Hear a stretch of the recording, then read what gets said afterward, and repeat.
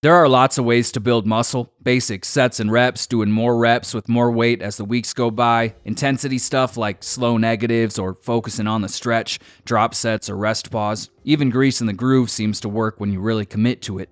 Today, I'd like to share with you a lesser known method for adding size, a super effective bodyweight calisthenics circuit.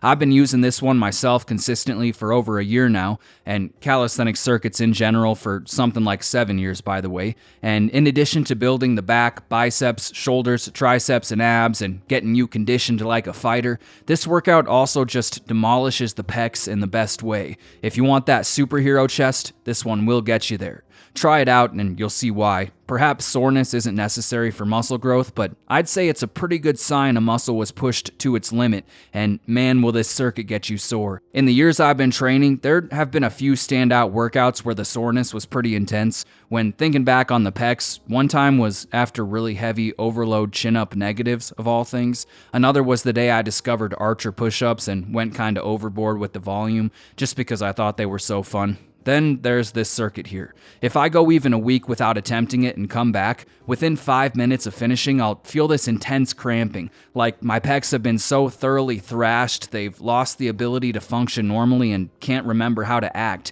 It's just constant random muscle spasms. Any movement of my arms for the next couple days is an instant reminder too. It's pretty great, I have to say. And best of all, the circuit counts as an entire push workout and only takes 20 to 25 minutes to complete. Not bad. So let's jump right in. The circuit is made up of 4 exercises: neutral pull-ups, diamond push-ups, Y rollouts. You don't need single arm ab rollers for these, by the way. A pair of towels and a slick floor will do the trick. Rings work too. And dips.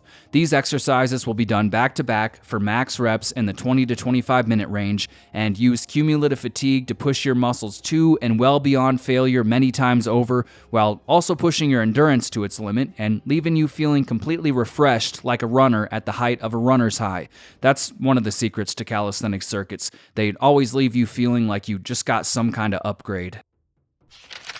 Progression with the circuit can sound a little complicated up front, but once you get going, it's really simple. First, choose one of 2 rep schemes, either a 5-3-2 if you're more advanced and your cardio is decent, or a 3-2-1 if you're not used to high volume training, or maybe if you're currently on a bulk and at a higher body fat percentage, or if you train in a super hot environment where cardio is extra tough. Both are equally effective. Just choose the one that challenges you as an individual. Keep in mind, the reps themselves aren't what's important. What matters is that you push yourself and improve over time. Once you've decided, all you have to do is set a timer and make your way through those reps as many times as you can in 20 to 25 minutes. If you choose 5-3-2 for your rep scheme, that would mean you'll start by doing 5 pull-ups, then 5 diamond push-ups, then 5 Y rollouts, then 5 dips. After that, you'll go directly into 3 reps of each exercise, then 2 of each, and once you've completed them all, you'll make a tally mark on your training log and start over. 5 reps of each, 3 of each, 2 of each. You'll continue completing rounds and making tally marks on your training log until you reach the 20 to 25 minute range. And by the way, once you're there, be sure to finish your current round. Don't stop halfway through a round, for example. Then end the workout for the day, and that's it. As for moving forward, let's say in workout 1 you made it 5 rounds, and those rounds took you 22 minutes to complete. All you have to do to make progress is come in next workout and complete those same 5 rounds faster. Workout 1, 5 rounds in 22 minutes. Workout 2, 5 rounds in 21 minutes 50 seconds. Workout 3, 5 rounds in 21 minutes 30 seconds. Once you complete those 5 rounds in under 20 minutes, let's say that's in workout 8, 5 rounds in 19 minutes and 55 seconds, for example. Next workout, simply add an additional round and keep going. Workout 9, you do 6 rounds and it takes you 23 minutes. Workout 10, 6 rounds in 22 minutes 50 seconds, and so on. A few quick things to note. First, when doing the circuit, your goal should be moving through each exercise non-stop, only ever resting as much as is needed. Never force yourself to rest if you don't need to. That includes after you finish a round. Once you complete that set of 2 dips and make that tally mark, do what you can to make yourself start that set of 5 pull-ups as soon as possible. Also, if you reach failure and need to rest in the middle of a set, that's okay. For example, if you're supposed to do a set of 5 dips but hit failure after only 3 reps, don't worry, that's normal with this circuit in particular because it's so biased towards the pecs. Just rest a couple seconds, complete the remaining 2 reps, and move on to the next exercise. Lastly, always be sure to maintain proper exercise technique. No half reps here. Stay honest with yourself. And that's all there is to it. The circuit is simple, yes, but highly effective. That out of the way, let's get to the fun stuff. Now that you know how to do the circuit, let's talk about what makes it so great for building the pecs in particular.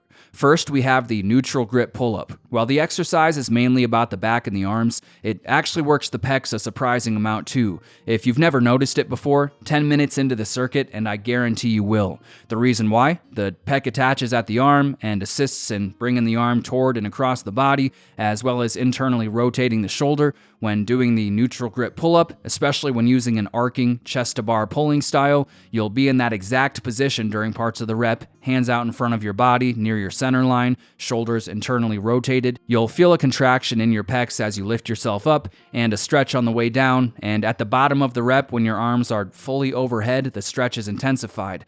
The combination of having an extreme pump and being out of breath, huffing and puffing as you gasp for air, expanding your rib cage over and over, you'll feel it. On its own, the neutral grip pull-up likely won't be enough to build a huge chest, but the pecs do contribute to the movement, and in a circuit like this, every bit of extra work adds up. After pull-ups, there's the diamond push-up. This exercise works peak contraction of the pecs more than anything, while also taking the muscles through a decent range of motion. With your hands close together, as you reach the top of the rep, your pecs will be completely flexed. This can be made even more intense by actively protracting your shoulders, rounding them forward just as you lock out your elbows. A good way to visualize this when doing push-ups is to think about raising your upper back up towards the ceiling at the top of the rep. I'd highly recommend doing that. After that, there's the Y rollouts. These work the core, shoulders, and lats a lot, but as the hands move away from the body at an angle overhead, you'll also feel an intense stretch in your pecs. The chest also assists with the rolling back up part of the movement, acting as a prime mover alongside your lats as you pull yourself back to the starting position. Then there's dips. The bottom position offers the most intense deep pec stretch there is, a stretch that's uniquely different from what you get with rollouts or pull-ups, and dips also take the pecs through a complete full range of motion, working every fiber top to bottom. You make your way through each exercise, then start over and do it all again and again and again for 20 plus minutes, and the pecs basically never get a chance to rest. What makes the circuit special when compared with something like a basic mechanical drop set or rest pause set is its structure. The first couple rounds are all about building fatigue, then once you have it, once you've reached that place where even sets of 5 become challenging, the wave-like pattern of the 5-3-2 or 3-2-1 makes continuing on possible, even when it seems like it shouldn't be. Eventually, each set of 5 takes you pretty much all the way to failure, to the point where doing another set of 5 again right after would be very hard to pull off without rest. A set of 3, though, will be doable, just barely, and after that, the sets of 2 are there to keep momentum high, and also to give you just enough rest so you can go back and do those next sets of 5 again, and the cycle continues. The same is true with the 3-2-1. Rotating back and forth between push and pull also helps with managing fatigue. You start with pull-ups, a lat-focused pulling movement, then you hit your diamond push-ups and get that direct push movement chest stimulation. After that, it's on to rollouts where, again, the lats do a lot of the work, rollouts being very similar to a pullover, like you might do with a barbell, and finally you finish with your dips, another push. This alternating pattern allows you to continue pumping out reps non-stop without ever needing to stop for rest for more than a few seconds at a time, which means the muscles remain in that place of high fatigue at all times until the circuit is done. If you zoom out a bit, you'll see how each exercise works the muscles, also waves. The diamonds give you that complete adducted, hands together, internally rotated peak contraction. The rollouts are about that stretch with the arms overhead and diagonal out to the sides. The dips balance the two, and the pull-ups offer a kind of weaker version of both. As with the other things mentioned already, this variation in stimulus lets you keep going for longer. As for building muscle, you'll notice as the workout progresses, you'll be continuously pumping more and more blood into your pecs with every set. The ceaseless reps paired with very little rest causes something like what you might get with blood flow restriction training. The blood keeps coming in and never gets much of a chance to leave. From that state of complete pumpedness, you then stretch the muscles under load and repeat the process. Pump, stretch, contract, stretch, muscle damage, growth signal, repeat. It's total pec destruction. Now let's cover the biggest criticism of calisthenics circuit training, especially among those who have already been hitting the gym for a while. Weight. Bodyweight sets of 2, maybe even 1 if I use the 3-2-1 setup. Really? I can do like 20 plus with added weight. How could this possibly build muscle? For real though, I get it. Honestly, if I had never tried this training style myself and saw someone recommending it, my thoughts would probably be pretty similar. But man, if you just give it a try, you'll see. Starting with something so beginner-friendly like sets of 5, 3, and 2 with basic bodyweight exercises might sound too easy. And it's true the first couple rounds likely won't be very challenging if you're already an advanced lifter. But keep in mind, the circuit is about slowly building up fatigue over time, piling on more and more as the minutes go by until you reach your limit, then forcing yourself to go beyond it again and again. Sure, an individual set of 2 might be easy, but when you step back and look at the entirety of the circuit as a whole, as one entity, as one long set, rather than as a collection of individual parts, things begin to make sense. How about some context? From my experience with this circuit, a very impressive long-term goal is reaching 10 rounds of 5-3-2 in the 20 to 25 minute range. That's not to say you can't go beyond that. I think 13 rounds in under 25 minutes is pretty much max potential. Anyone who manages that is guaranteed to be a freak specimen, and there are gains to be made well before that too. Even 3 rounds is good as long as the workout is challenging. Never forget it doesn't matter where you're at now. If you improve from your current position, you will grow. Long term though, that 10 rounds in 20 to 25 is a good goal to aim for.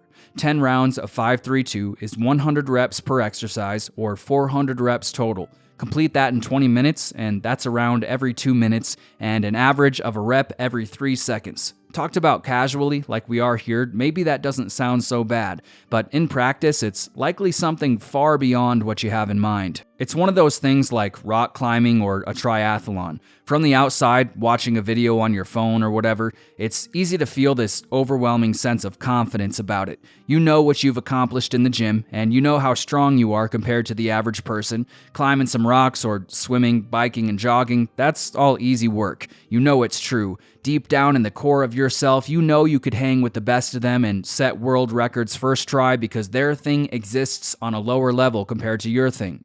If that confidence ever takes hold completely and you decide to go actually try those things, however, you'll quickly realize there's a reason records exist. There's a reason not every average gym bro is out there climbing mountains and swimming oceans. You realize each thing takes a level of grit and determination like what you'd expect to bring when hitting a 1-rep max squat attempt or a set of 10 to true failure with another 10 high-intensity reps added on top, only you can't seem to figure out how you might even begin to bring that kind of intensity because the rules are different here. You think about all the hours you spend in the gym, then realize the climbers and triathletes are putting at least that much and likely much more time into their respective sports, and you come to see the truth. The idea that you could just walk up and own everybody on a whim was actually pretty dumb.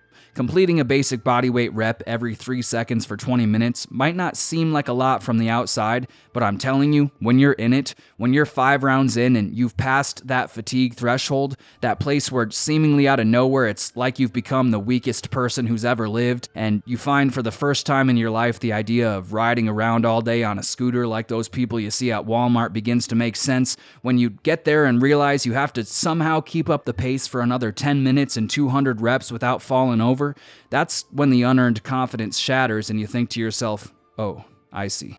Build yourself up over time and get to the point where you can finish those 10 rounds in 20 to 25, and you can bet your strength and conditioning will be advanced, and you'll likely look pretty good too, with decent muscle size and a low body fat percentage. Muscle gains are all but guaranteed with this setup, provided you push yourself. Maybe that's becoming clear already, but to really drive the point home, let's quickly discuss effective reps. It's widely accepted that, for the most part, it's those last few reps in a set that cause the most muscle growth. It's those reps where the muscles are at or near their limit that count most. Say reps 8, 9, and 10 in a set of 10 to failure. Those would be the effective reps. For the sake of discussion, when using straight sets, let's say you get an average of 3 effective reps per set. Actually, to be as fair as possible, let's say you'll get a full 5 effective reps per set. Using a 3 sets per exercise, 3 exercises per workout setup as an example, by the end of a workout, you will have accumulated 45 effective reps, each one a potent signal for growth. Nice, not bad at all. Now look at the circuit. 10 minutes in, just about halfway through, and pretty much everyone will be reaching true failure or getting very close to it on every set. Likely it will be sooner than that, especially once endurance is up to par, but even disregarding the first 10 minutes for now, just assuming the only purpose they serve is accumulating fatigue for minutes 11 to 20, consider what that means. That's still a full 10 minutes of non-stop effective reps. In a set of 5 to failure, at the very least, reps 3, 4, and 5 will be effective reps. In a set of 3, at least reps 2 and 3 will be, and in a set of 2, especially after 10 plus minutes repping away endless sets, you can bet rep 2 will have passed that threshold into effective territory. Even if you only manage 3 rounds in minutes 11 to 20, using the numbers I just described, that's at least 24 effective reps per round, meaning a good 72 effective reps altogether, and that's being conservative. It's likely eventually you'll start pushing into the hundreds per workout once you're advanced enough. Now, is that necessary? Will you get more muscle growth from 100 effective reps in a workout versus 45? Honestly, probably not. All things considered, I imagine the gains in terms of muscle would be pretty similar. There is a place of diminishing returns, but I do think all those effective reps are a pretty clear sign that the circuit will work at least as well as other methods for building muscle. And with that much quality volume, you can lay to rest any uncertainty you might have about whether or not you're actually growing. Do the circuit, improve your time every workout while maintaining proper form, and you can rest easy knowing gains are on the way. Best part is, the circuit doesn't end up being any more fatiguing than a typical 9 sets per muscle group workout either. This is bodyweight training we're talking about here. The intensity is high, yes, but the absolute load is super low when compared with something like a heavy bench press, for example. Everyone I've talked with who's committed to these circuits has said they actually ended up feeling less fatigued in general throughout the week compared with when they focused entirely on lifting bars, and their mood and quality of life improved from all the endurance work too. The circuit doesn't take any longer to complete either, assuming proper rest is taken between the straight sets. 20 to 25 minutes for a 9-set workout is pretty standard. The circuit is really hard, I'll give you that. You will likely have to work harder for what might end up being similar gains in terms of straight-up muscle, but the training style is fun and novel, and also gives you those usable endurance and strength endurance benefits as well. Insane benefits, and also seems to have this nice little side effect of getting people absolutely shredded, which is pretty cool. As for training frequency, if you plan on using circuits as your primary training method, I recommend having 2 or 3 different circuits you rotate through to stay well-rounded and to prevent potential overuse issues. If you want to go all in on circuits and drop everything else, 3 to 4 times per week is a good place to be. Something like Circuit A on Monday, Circuit B on Wednesday, Circuit C on Friday, Circuit A on Saturday, then Circuit B on Monday, Circuit C on Wednesday, Circuit A on Friday, and so on. Monday A, Wednesday B, Friday C, repeat is good too. If you want to add circuits to a weight training program of some kind, you might think of them as a replacement to an upper training day. A good example would be lower body Monday, Circuit A followed by some isolation work if you'd like on Tuesday, lower body Thursday, Circuit B plus some optional isolation work on Friday, and repeat every week. That's typically how I use circuits alongside heavy sandbag lifting myself. There are tons of different ways you might set up a program based on circuits, and they're honestly pretty forgiving in terms of recovery, so feel free to experiment as you'd like.